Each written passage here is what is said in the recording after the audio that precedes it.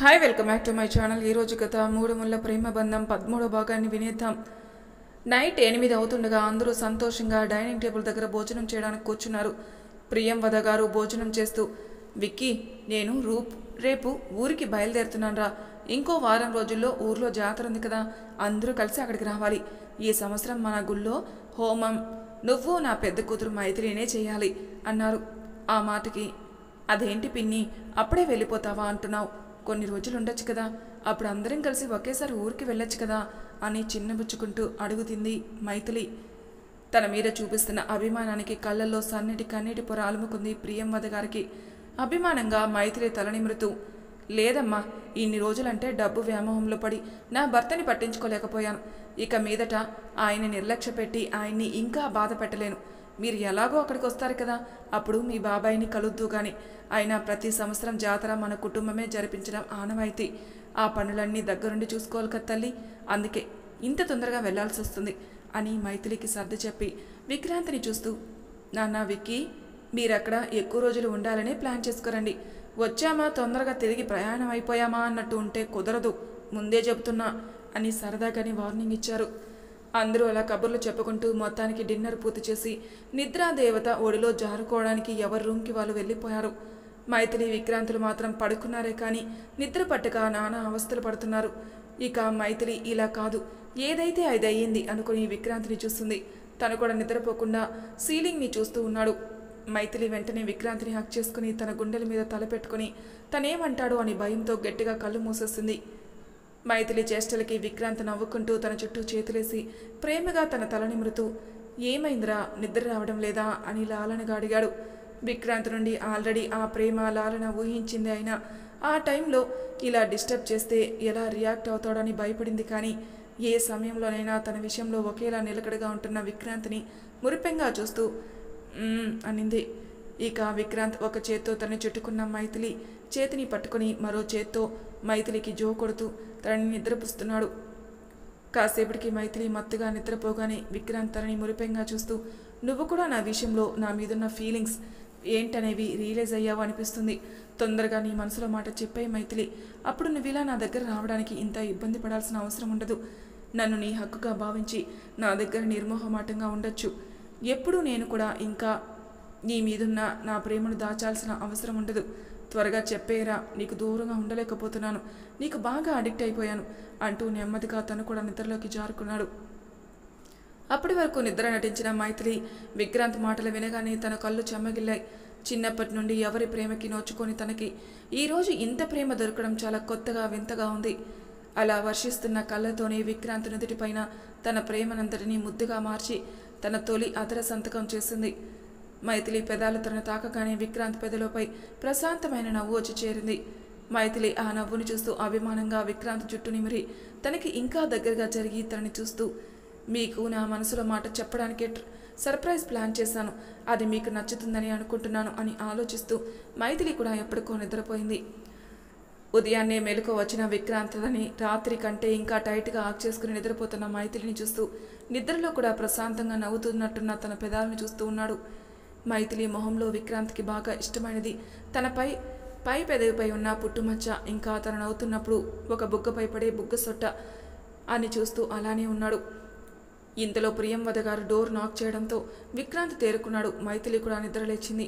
కాసేపటికి మైథిలి ఫ్రెష్ అయ్యి కిచెన్లోకి బ్రేక్ఫాస్ట్ చేయడం మొదలుపెట్టింది. విక్రాంత్ కూడా రెడీ అయ్యి కిందికి వచ్చాడు. అందరూ రాగానే ప్రిపేర్ చేసిన టిఫిన్ డైనింగ్ టేబుల్పై సర్ది అందరికీ వడ్డిస్తూ ఉంది. తనకిష్టమైన పెసరట్ ఉప్మా చూడగానే ప్రియంవద గారు సంతోషపడుతూ కొంచెం టేస్ట్ చేసి మైథిలి తలనిమృతూ, నీలో విక్కీ మా వదిలిని చూసుకుంటున్నాను అంటే ఏంటో అనుకున్నాను, కానీ గుణంలోనూ వ్యక్తిత్వంలోనూ కాదు, వండడంలో కూడా మా వదిలిని రోజు గుర్తు చేస్తున్నావు తల్లి. అమ్మలా ప్రేమను పంచడమే కాకుండా అమ్మలానే వండి పెడుతున్నావు, అందుకే నీలో వాళ్ళ అమ్మను చూసుకుంటున్నారు ఈ ఇద్దరు అంటూ మేఘిన విక్రాంతుల్ని చూపించారు. నీకు తెలుసా తల్లి, పెసరట్టు ఉప్మా మా వదిన చేసినంత బాగా ఎవ్వరూ చేయలేరు, కానీ ఇన్నేళ్ల తర్వాత మళ్ళీ రుచిని నీ చేతి పెసరట్టు ఉప్మాలో చూశాను, అచ్చం మా వదిన చేసినట్టే ఉంది అని మెచ్చుకున్నారు ప్రియంవద గారు. కాసేపటికి టిఫిన్లు కానిచ్చి ప్రియంవద గారు బయలుదేరుతూ అందరికీ జాగ్రత్తలు చెప్పి జాతరకి తప్పకుండా రమ్మని అప్పుడే అక్కడికి వచ్చిన అరవింద్, సాత్వికులకు కూడా చెప్పారు. వాళ్ళు కూడా తప్పకుండా వస్తామని చెప్పారు. తర్వాత విక్రాంత్ డ్రైవర్తో ఆవిడ్ని జాగ్రత్తగా తీసుకెళ్ళమని జాగ్రత్తలు చెప్పి పంపించాడు.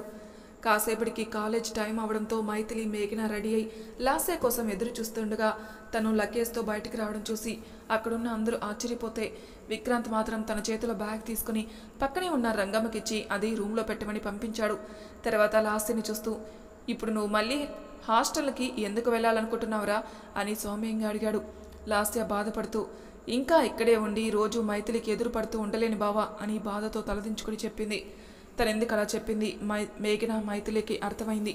వెంటనే మైథిలి లాస్య దగ్గరకు వచ్చి తన చేయి పట్టుకుని తన కళ్ళల్లోకి చూస్తూ, ఇందులో నీ తప్పే ఉంది లాస్య, చేసిన వాడు బాగానే ఉన్నాడు కదా, మరి ఇందులో నువ్వు చేసిన తప్పేంటి? అయినా నువ్వు నన్ను కాపాడడానికి చూసావు, నేను జరిగిందంతా మర్చిపోవడానికి ట్రై చేస్తున్నాను లాస్య, నాకు అందులో నీ హెల్ప్ కావాలి.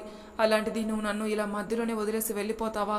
అయినా ఇన్ని రోజులు మీ బావ నిన్ను ఇక్కడ ఉండమని అడగలేకపోయారు పిన్ని కారణంగా, కానీ ఇప్పుడు అన్నీ సర్దుకున్నాయి కదా, మళ్ళీ నువ్వు మమ్మల్ని వదిలేసి వెళ్ళిపోతావా అంటే ఎలా చెప్పు అని అడగగానే లాస్య కన్నీళ్లు పెట్టుకుంటూ మైథిలిని హగ్ చేసుకుంది. మైథిలి లాస్య వెన్ను నిమురుతూ, చూడు లాస్య, మన తప్పు లేకుండా ఎప్పుడు తలదించుకోకూడదు, అది ఎవరు ముందైనా సరే అని లాస్య కన్నీళ్లు తుడిచి, వెళ్ళి ఫేస్ వాష్ చేసుకునిరా, కాలేజీకి టైం అవుతుంది కదా అని తనని పంపించింది. మైథిలి మెచ్యూరిటీ లెవెల్ని చూసి విక్రాంత్, అరవింద్, మేఘన, సాత్విక్లకి చాలా ముచ్చటేసింది. రక్షిత్ అంత దారుణానికి ఒడికట్టిన తన మీద కోపం, బాధ ప్రియం వదగారి మీద కానీ లాస్య మీద కానీ చూపించకుండా వాళ్ళని ప్రేమగా అభిమానంగా సొంత వారిలా చూడడం మైథిలి ఉన్నత వ్యక్తిత్వాన్ని తెలియజేశాయి. కాసేపటికి ఎవరి దారిన వాళ్ళు మైథిలి, మేఘన, లాస్య, సాత్విక్ కాలేజీకి, అరవింద్, విక్రాంత్ ఆఫీస్కి వెళ్లారు. అలా విక్రాంత్ లంచ్ టైం వరకు వర్క్లో బిజీ అయిపోయాడు. కానీ టైం చూసి మైథిలికి కాల్ చేసి ఎలా ఉందో కనుక్కొని తను కూడా లంచ్ చేసి మళ్ళీ వర్క్లో బిజీ అయిపోయాడు. అలా సాయంత్రానికి ఇంటికి చేరుకున్న విక్రాంత్కి హాల్లో అల్లరి చేస్తూ క్యారమ్స్ ఆడుతున్న మైథిలి, మేఘన, లాస్య, సాత్విక్ కనిపించారు. వాళ్ళని అలా చూస్తూ దగ్గరికి వెళ్ళగానే మైథిలి రెడ్ కాయిన్ కొట్టడానికి మంచి కాన్సన్ట్రేషన్తో చూస్తూ ఉంది.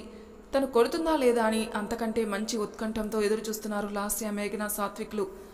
విక్రాంత్ మైథిలి కాయిన్ కొట్టడానికి పెట్టిన యాంగిల్ గమనించి తన బ్యాగ్ సోఫాలో పడేసి మైథిలి వెనక్కి వెళ్ళి తన వెనక నుండి మైథిలి స్ట్రైకర్ పట్టుకున్న చేతిని తను పట్టుకుని స్ట్రైకర్ కొంచెం పక్కకి సరైన యాంగిల్లో పెట్టి ఒక 2 సెకండ్స్ రెడ్ కాయిన్ని గమనించి మైథిలి మధ్య వేలిని, బొటన వేలిని సరిగ్గా స్ట్రైకర్ని స్ట్రైక్ చేయడానికి పెట్టి కొట్టమని మైథిలికి సైగ చేయగానే అప్పటి వరకు విక్రాంత్ స్పర్శ, తన వెచ్చటి ఊపిరి మైథిలి మెడని తాకి శరీరం అంతా గిలిగింతలు పెట్టి అల్లరి చేస్తుంటే తన్మయత్వంతో విక్రాంత్ చేసేదాన్ని చూడడం మాని తన ప్రెజెన్స్ని ఎంజాయ్ చేస్తూ ఉంది. పాపం అది విక్రాంత్కి తప్ప అందరికీ బాగా అర్థమైంది. విక్రాంత్ అలా సైగ చేయడంతో మైథిలి తేరుకుని తడబడుతూ తల పక్కకి తిప్పుకుంది. అప్పటికి కానీ విక్రాంత్కి అర్థం కాలేదు మైథిలి పరిస్థితి ఏంటో, తనేం చేస్తున్నాడు అని. కానీ తను కూడా అనుకోకుండా మైథిలికి అంత దగ్గరగా రావడం చాలా నచ్చింది. కానీ అందరి ముందు తనని ఇలా ఇబ్బంది పడడం కరెక్ట్ కాదని తనకి దూరంగా జరగబోయాడు. కానీ పక్కనే ఉన్న లాస్య విక్రాంత్ని మళ్ళీ మైథిలికి దగ్గరగా జరిపి, బావా ఎలాగో వచ్చావు కదా, మైథిలిని గెలిపించే తీరాలి అనడంతో మేఘన, సాత్విక్ కూడా గొడవ చేశారు. మైథిలి కూడా తన వైపే నవ్వుతూ చూడడంతో విక్రాంత్ కొంచెం రిలీఫ్ అయి మైథిలి చేత ఆ కాయిన్ కొట్టించాడు. అలా కాయిన్ పడగానే లాస్య, మేఘన గట్టిగా క్లాప్స్ కొడుతూ అల్లరి చేశారు. ఇదంతా కొంచెం దూరం నుండి ఫోటోలు, వీడియో తీస్తున్నాడు అరవింద్. మేఘన ఆ రోజు సాత్విక్, అరవింద్లను అక్కడే ఉండిపోమని గొడవ చేయడంతో విక్రాంత్ కూడా చెప్పడంతో ఇద్దరు ఆ రోజుకి అక్కడే ఉండిపోయారు. కాసేపటికి అందరూ ఫ్రెష్ అయి వచ్చి డైనింగ్ టేబుల్ దగ్గర కూర్చోగానే అక్కడ అందరికీ నచ్చిన ఒక డిష్ ఉండడం చూసి ఆనందపడుతూ మొత్తానికి లంచ్ పూర్తి చేసి హాల్లో కూర్చొని కబుర్లో పడ్డారు. కాసేపటికి మైథిలి అన్నీ సర్దేసి వచ్చి వాళ్ళతో పాటే అరవింద్ పక్కన కూర్చొని వాళ్ళ కబుర్లు వింటూ ఉంది. కానీ ఒక గంట విక్రాంత్ని చూస్తూనే ఉంది. విక్రాంత్ కూడా అలానే చూస్తూ ఉన్నాడు. అలా కబుర్లో ఉండగా లాస్య, బావా ఇక్కడికి వచ్చాక అసలు నేను బీచ్కే వెళ్ళలేదు, ఇప్పుడు వెళ్దామా అని అడిగింది. అక్కడ అందరి కోరిక అదే కావడంతో అందరి మొహాలు వెలిగిపోతూ విక్రాంత్ ఏమంటాడా అని చూస్తున్నారు. అందరిని చూసి చిన్న స్మైల్ ఇచ్చి సరే పదండి అన్నాడు. అందరూ ఎక్సైట్ ఫీల్ అవుతూ స్టార్ట్ అయ్యారు. బీచ్కి చేరుకోగానే విక్రాంత్, మైథిలకు వాళ్ళు మొదటిసారి కలిసి రావడం గుర్తుకొచ్చి వాళ్ళే నవ్వుకున్నారు. ఇక మేఘన, లాస్య అల్లరి చేస్తూ కెరటాలతో ఆడుకుంటూ ఉన్నారు. వాళ్ళకి కొంచెం దూరంలో అరవింద్, సాత్విక్ ఇసుక తిన్నెల మీద కూర్చొని వాళ్ళని చూస్తూ ఉన్నారు. మైథిలి, విక్రాంతులు కూడా వీళ్ళకి కొంచెం దూరంలో కూర్చొని వీళ్ళని చూస్తూ అక్కడ అట్మాస్ఫియర్ని ఎంజాయ్ చేస్తూ ఉన్నారు. విక్రాంత్కి బీచ్ అంటే చాలా ఇష్టమని మైథిలికి విక్రాంత్ కళల్లో మెరుపుని చూస్తూనే అర్థమైంది. ఇంతలో అరవింద్ ఐస్ క్రీమ్ తీసుకురావడంతో అందరూ తిని కాసేపు ఎంజాయ్ చేసి తిరిగి ఇంటికి బయలుదేరారు. ఇక్కడ ఎవరూ గమనించిన విషయం ఏంటంటే వీళ్ళు ఇంటి దగ్గర బయలుదేరినప్పటి నుండి వీళ్ళని ఒక రౌడీ గ్యాంగ్ ఫాలో అవుతుంది. కానీ విక్రాంత్ని చూసి భయపడి వాళ్ళ దగ్గరకు కూడా వెళ్ళలేక దూరం నుండే అవకాశం గురించి చూస్తూ ఉన్నారు. అవకాశం చిక్కగా చూసి వెళ్ళిపోయారు. ఆ రౌడీ బ్యాచ్ని ఎవరూ చూడలేదని వాళ్ళు అనుకున్నారు. కానీ విక్రాంత్ వాళ్ళని ఇంటి దగ్గరే గమనించాడు. సెక్యూరిటీ లేకుండా బయటికి వస్తున్నప్పుడు తన జాగ్రత్తలో తను ఉండడం తనకి బాగా అలవాటు. అలా తిరిగి ఇంటికి వెళ్ళి ఎవరి రూమ్లో వాళ్ళు ఫ్రెష్ అయి అందరూ నిద్రలోకి జారుకున్నారు. మైథిలి నిన్నటిలానే విక్రాంత్ని చుట్టుకుని నిద్రపోయింది. విక్రాంత్ కూడా నవ్వుతూ తన చుట్టూ చేతులేసి నిద్రపోయాడు. అర్ధరాత్రి 11:50 అవుతుండగా మైథిలి ఉలిక్కిపడి లేచి కూర్చుంది. మైథిలి సడన్గా అలా లేచేసరికి విక్రాంత్ కంగారు పడుతూ తన దగ్గరికి తీసుకుని తన వెన్ను నిమురుతూ కొంచెం వాటర్ తాగించాడు. మైథిలి చెంపని పట్టుకుని ఏమైందిరా, ఏదైనా పీడకలు వచ్చిందా అని అడిగాడు. మైథిలి ఏం మాట్లాడకుండా సైలెంట్గా విక్రాంత్ నుండి విడిపించుకొని రూమ్ నుండి బయటికి వెళ్ళింది. విక్రాంత్ కూడా సడన్గా మైథిలికి ఏమైందో అని కంగారు పడుతూ తన వెనకే వెళ్ళాడు. మైథిలి అలా లిఫ్ట్ దగ్గరికి వెళ్ళి పై ఫ్లోర్కి వెళ్ళే బటన్ ప్రెస్ చేసింది.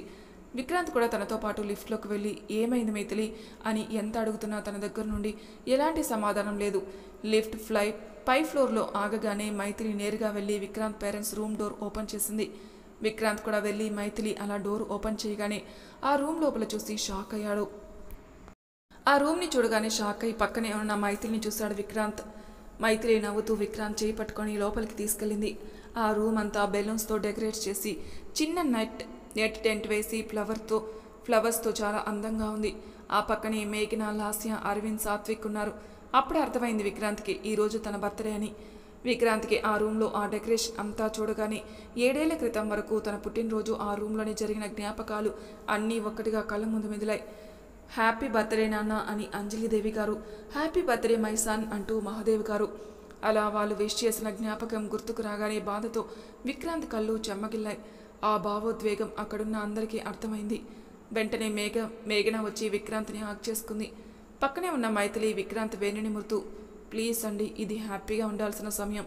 మీకు అత్తయ్య మావయ్య గుర్తొచ్చినప్పుడు వాళ్ళతో గడిపిన అందమైన జ్ఞాపకాలు గుర్తు చేసుకొని సంతోషంగా నవ్వుతూ ఉంటూ మీరిద్దరు హ్యాపీగా ఉంటేనే పైనున్న అత్తయ్య మావయ్య మిమ్మల్ని చూసి సంతోషంగా ఉంటారు.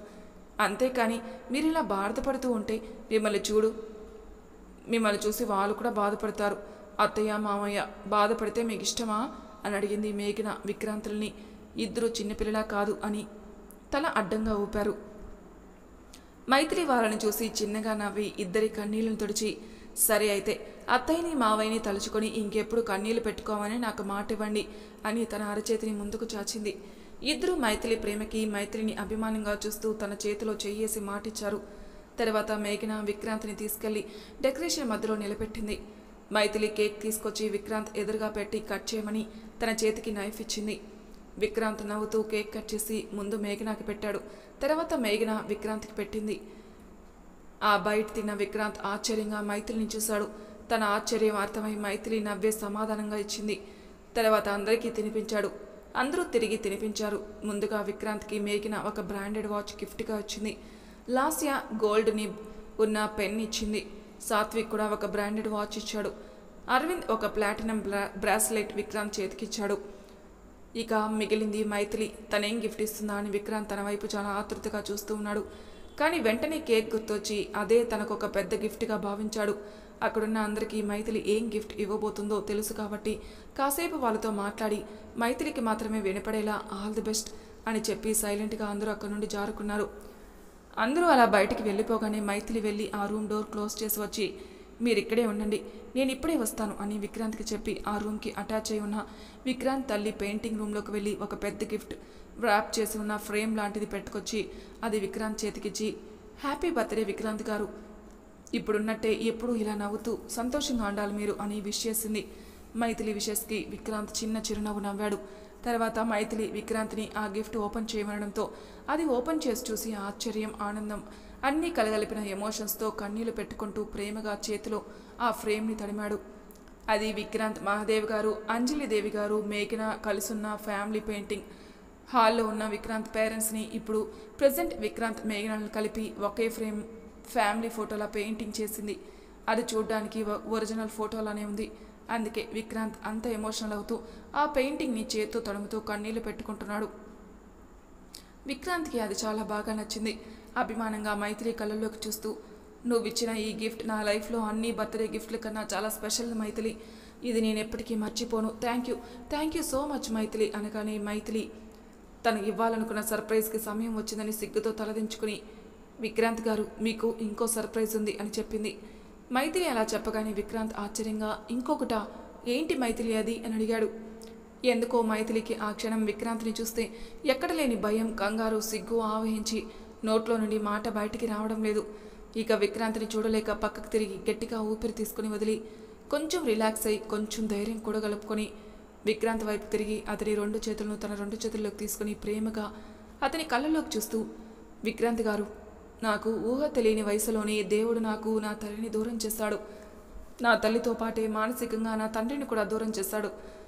అప్పటి నుండి నేను ఎలాంటి ప్రేమకు నోచుకోలేదు. నా తండ్రి నాకు తల్లిని తీసుకురావాలనుకున్నాడే కానీ ఆవిడ నాకు సవతి తల్లిలానే మిగిలిపోయింది. ఆవిడ నా జీవితంలోకి వచ్చాక నాకంటూ కోరికలు, ఇష్టాలు ఉంటాయని మర్చిపోయానండి. నన్నుగా ఇష్టపడి ప్రేమించిన వాళ్ళు ఉంటారని నేను ఎప్పుడూ ఊహించలేదు. అలా నేను ఊహించని విధంగానే మీరు నా జీవితంలోకి వచ్చారు. వస్తూ నా జీవితంలోకి ఎన్నో బంధాలను, ప్రేమలను తీసుకొచ్చారు. మిమ్మల్ని చూసిన మొదటి చూపులోనే మిమ్మల్ని నేను చాలా తప్పుగా అర్థం చేసుకున్నాను. కానీ అది తప్పని నేను గ్రహించిన నాడికి పెద్ద టైం పట్టలేదు. మీరు నా అంగీకారం లేకుండా నా మెల్లో తాళి కట్టుండొచ్చు, కానీ మన పెళ్ళైనప్పటి నుండి మీరు ఎప్పుడు నాతో తప్పుగా ప్రవర్తించలేదు. ఎప్పుడు భర్తగా మీకు హక్కు ప్రదర్శించలేదు. అప్పటికే మీరంటే ఏంటో నాకు బాగా అర్థమైంది. అప్పటి నుండి రోజుకి మీ మీద అభిమానం, గౌరవం పెరుగుతూనే ఉంది. మీరు మన మధ్య బంధం నా ఇష్టంతోనే మొదలవ్వాలని చెప్పినప్పుడు నా ఫీలింగ్స్కి మీరు అంత విలువ ఇవ్వడం నాకు చాలా నచ్చింది. నాకేమైనా అయితే మీ కళ్ళల్లో కనిపించే ఆ కంగారు, భయం, బాధ ఏంటో నాకు మొదట్లో అర్థం కాలేదు. బాధ్యత వలనేమో అనుకున్నాను, కానీ అది ప్రేమని తర్వాత తెలిసింది. మీరు నన్ను ప్రేమిస్తున్నారని తెలిసేసరికి ఎప్పుడొచ్చారో ఎలా వచ్చారో తెలియదు, కానీ అప్పటికే మీరిక్కడ అని తన గుండె వైపే చూపిస్తూ స్ట్రాంగ్గా సెటిల్ అయిపోయారు. ఇక మీరు లేకుండా ఒక్క క్షణం ఉండడం నా వల్ల కాదు. మీరు నాకు కావాలి. మీ ప్రేమ నాకు కావాలి. మీరు చూపించే కేరింగ్ నాకు కావాలి. మీరు జీవితాంతం నాతో ఇలానే ఉంటారా విక్రాంత్ గారు అని ఆశగా కన్నీళ్లు నిండిన కళ్ళతో అడిగింది మైథిలి. అప్పటికే మైథిలి కన్ఫ్యూషన్ ఊహించని విక్రాంత్ తను చెప్పిందంతా విని ఆశ్చర్యం, సంతోషం కలగలిపి కన్నీళ్ళు వస్తుంటే తన చేతుల్ని పట్టుకున్న మైథిలి చేతుల్ని ఇంకా గట్టిగా పట్టుకుని ప్రేమగా మైథిలి కళ్ళలోకి చూస్తూ, నా లైఫ్లో అమ్మ, నాన్న, మేఘ తర్వాత అంత ప్రాణంగా ప్రేమించింది నిన్నే మైథిలి. నేను తెలియకుండా నీ విషయంలో చాలా పెద్ద తప్పు చేశాను. అది సరిదిద్దుకోవడానికి నీకు తాళి కట్టాను. అది కూడా నీ అంగీకారం లేకుండా. అయినా నువ్వు నా మీద కానీ మేఘ మీద కానీ ఎలాంటి కోపం పెట్టుకోకుండా మా ఇద్దరిని మా అమ్మలా చూసుకున్నావు. నేను నీ మెల్లో తాళి కట్టిన క్షణమే నీకు నా మనసులో స్థానం ఇచ్చేశాను మైథిలి. రోజూ నువ్వు మా అమ్మని గుర్తు చేస్తూ నన్ను, మేఘనాని నీ ప్రేమతో, అభిమానంతో మైమరిపించేదానివి. అప్పుడే నీకు నా గుండెల్లో గుడి కట్టేసి నిన్ను ఆరాధించడం మొదలుపెట్టాను. ఇక అప్పుడే డిసైడ్ అయ్యాను, నీకు నా వల్లే కాదు ఇంకెవరి వల్ల బాధ కలిగినా వాళ్ళని ఊరికే వదిలిపెట్టను. ఇప్పుడు నీకు మాటిస్తున్నాను మైథిలి, ఇప్పుడే కాదు ఎప్పటికీ నిన్ను ప్రేమిస్తూనే ఉంటాను, నీతోనే ఉంటాను. నీ దరికి ఎలాంటి కష్టాన్ని, బాధని రానివ్వను. అలాగే అని అనగానే మైథిలి అలాగే కన్నీళ్లు పెట్టుకుంటూ విక్రాంత్ని గట్టిగా చుట్టేసింది. విక్రాంత్ కూడా నవ్వుతూ మైథిలి చుట్టూ చేతులనేసి తనని ఇంకా దగ్గరికి పొదుముకున్నాడు. ఆ కౌగిల్లో ఒకరి మీద ఒకరు ప్రేమను ఫీల్ అవుతూ అలా చాలాసేపు ఉండిపోయారు. కాసేపటికి విక్రాంత్ మైథిలికి దూరం జరిగి అప్పటికే సిగ్గుతో రెప్పలు వాల్చేసిన మైథిలి గడ్డం పట్టుకుని కొంచెం పైకి లేపి చిన్నగా నవ్వుతూ, మైథిలి, నేను బర్త్డే జరుపుకోవడం మానేసి 7 ఏళ్ళు అవుతుంది. అమ్మ నాన్నలతోని నా నవ్వు, అల్లరి, సంతోషం అన్నీ వెళ్ళిపోయాయి. వాటిని మళ్ళీ తిరిగి నా జీవితంలోకి నువ్వే తిరిగి తీసుకొచ్చావు మైథిలి. నీ రాకతో నా లైఫ్నే మార్చేశావు. నువ్వు నన్ను అర్థం చేసుకుని ప్రేమిస్తే చాలు అనుకున్నాను, కానీ ఇంతగా అర్థం చేసుకుని అమ్మలా ఎలాంటి లోపం లేని ప్రేమనిస్తామని నేను ఎప్పుడూ అనుకోలేదు. నిజంగా నేను ఈ విషయంలో చాలా లక్కీ మైథిలి అని చెప్పాడు. మైథిలి మళ్ళీ విక్రాంత్ని హక్ చేసుకుంది. విక్రాంత్ మైథిలి చుట్టూ చేతులేసి, 7 ఏళ్ల క్రితం వరకు నా బర్త్డే ఈ రూమ్లోని ఇలాగే అమ్మ చేత్తో చేసిన కేక్తోని చాలా హ్యాపీగా జరిగేది మైథిలి. మళ్ళీ ఆ జ్ఞాపకాలన్నీ గుర్తు చేసావు. అదే కాకుండా నువ్విచ్చిన గిఫ్ట్, నీ మనసులో నా మీదున్న ఫీలింగ్స్ చెప్పడం నాకు చాలా నచ్చింది మైథిలి. నాకిప్పుడు చాలా హ్యాపీగా ఉంది అని చెప్పాడు. అలా ఇద్దరు కాసేపు ప్రేమ కబుర్లు చెప్పుకొని తిరిగి వాళ్ళ రూమ్కి వెళ్ళిపోయారు. విక్రాంత్ రూమ్లోకి వెళ్ళగానే మైథిలి తనకి గిఫ్ట్ని గోడకు తగిలించి ప్రేమగా దాన్ని చేత్తో తడిమి వెళ్ళి బెడ్ మీద పడుకున్నాడు. కాసేపటికి వాష్రూమ్లో నుండి వచ్చిన మైథిలి విక్రాంత్ ఆ ఫ్రేమ్ని వైపే చూస్తూ ఉండడం గమనించి చిన్నగా నవ్వుకొని వెళ్ళి విక్రాంత్ని గట్టిగా హాక్ చేసుకుని తన గుండెల మీద తలపెట్టుకుని పడుకుంది. ఈసారి విక్రాంత్ ఎలాంటి భయం బెరుకు లేకుండా మైథిలి చుట్టూ చేతులేసి తనకు జో కొడుతూ ఇద్దరూ నిద్రపోయారు. మరి తర్వాయి భాగంలో ఏం జరుగుతుందో నెక్స్ట్ ఎపిసోడ్లో తెలుసుకుందాం. అంతవరకు నా ఛానల్ని సబ్స్క్రైబ్ చేయని వాళ్ళు ప్లీజ్ సబ్స్క్రైబ్ చేసుకోండి, లైక్ చేసి షేర్ చేయండి. మీ అభిప్రాయాలు నాకు కామెంట్ రూపంలో తెలియజేయండి. Thank you for listening.